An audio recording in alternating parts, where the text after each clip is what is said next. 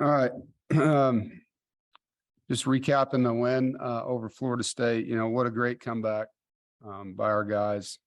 So proud of our staff and the team showing a great response and really putting our grit on display. Bouncing back from a tough loss at Clemson is one thing, but to be down 14 against a team like that, very talented team, well-coached team, that's another thing. I mean, I think it shows a lot of heart what we did in that game, especially when you're missing your quarterback during part of that comeback. I was very thankful to our fans and students and recruits that stayed the entire game. For those of you that left at halftime, you missed a beautiful, never quit, gritty comeback performance. Our program's now beaten Florida State 3 in a row, first time in school history, and 5 out of the last 6. And I think that says a lot about what we've done here in my time.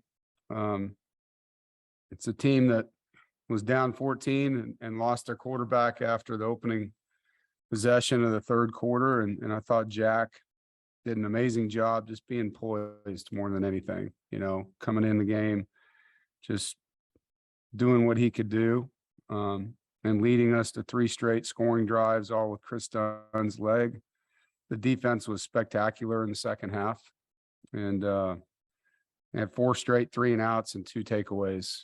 And there were 7 or 6 possessions in that half, and gave up nothing until that final drive, which ended with the interception.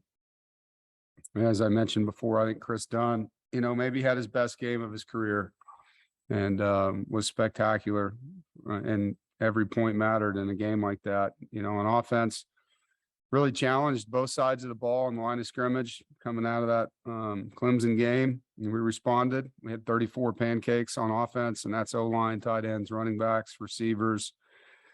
But that was a season high. We had 24 in the Texas Tech game. We only had 9 at Clemson. And so I think, challenging our guys to finish blocks, they really bought into that. I thought we ran the ball with physicality. I thought, Jordan Houston played his best game. Demi did some great things before leaving the game, and Delbert Mims came in and really ran the ball hard between the tackles for us. We were 100% scoring in the red zone, like to get more touchdowns, but we did capitalize on points. And the time of possession in the second half was huge. I mean, we had the ball for 20 of the 30 minutes in the second half.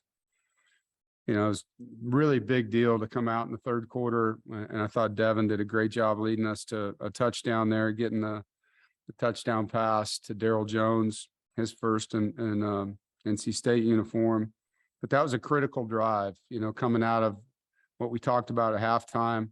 I told him we were going to score in the opening drive. We were going to have a great comeback win, and that we needed a shutout in the second half. And it just brought the vision to life. It validated the discussion. And so that was a huge, huge turning point, more than people probably understand.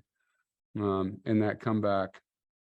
Negatives on offense, we had the 1 turnover on a 4th down play. We didn't convert on that 3rd and 1, 4th and 1, and that's on us as a staff to help our players more there. We called 2 straight passes, and not that they weren't good calls. The one on 3rd down was wide open, and their DN batted it down. That would have been a huge play, but we can do better there.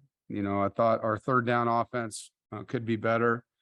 Too many 3rd and longs is part of that. Losing your quarterback is never good. Good news is his shoulder is good. All the images were positive. It's a rehabable injury, and that starts immediately. It's a day-to-day thing. He was fortunate. A lot of times when you see a quarterback get hit while they're throwing, it can be damaging, and this was not that. So Devin's super tough, and he'll grind. There isn't a timeline. Could be this week, could be 6 weeks. It's really going to come down to how he recovers. And so we're excited that the news was what it was, and I'm not going to get into any more of it than that. So all your questions will be ignored when it comes to Devin. But we're excited, that his season isn't over and he doesn't need surgery. Defensive positives, we tackled well. We only missed 5 tackles. We won the line of scrimmage. There was a lot. If you just, hit play and then pause, you'll see us in the backfield a lot, and disrupted a really good run game. They were averaging 200 yards going into our game on the ground. And I thought the guys really screwed up the timing of a lot of their plays with disruption. There's a lot of guys in there on the D line, just really grinded, man. You watch Corey Durden played his heart out. I thought, Savion Jackson and CJ Clark and Davin Van, Josh Harris, Trevally Price, those 6 guys just battled. And the linebackers played downhill. Thought Isaiah Moore and Drake and Peyton were all productive. But the second half shutout was impressive, and the 2 interceptions were critical.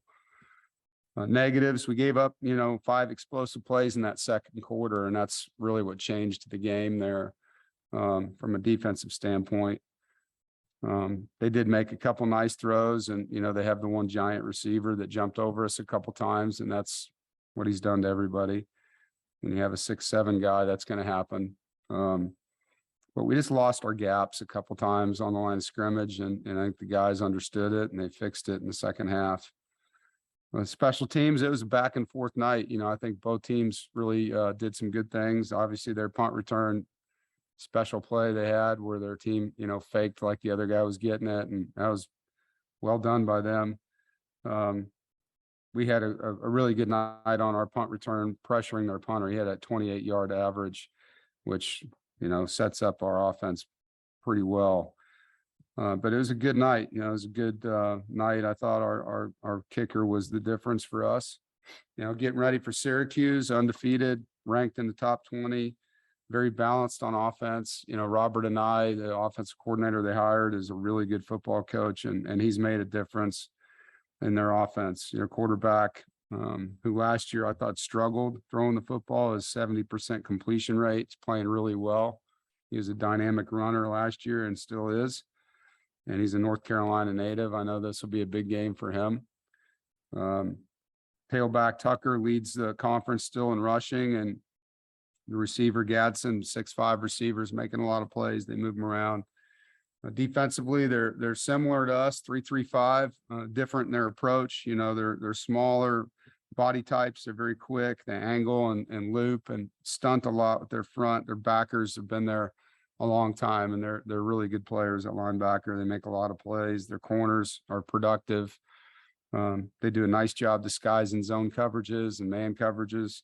They lead the ACC in almost every category on defense, and so it's going to be a great challenge for us offensively.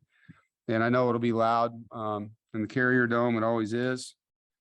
Dino's done a great job with his team, and with the staff changes he's made, you can see it's made a difference. So we look forward to another great week, another great game, and a competitive game against a really good team that's well coached.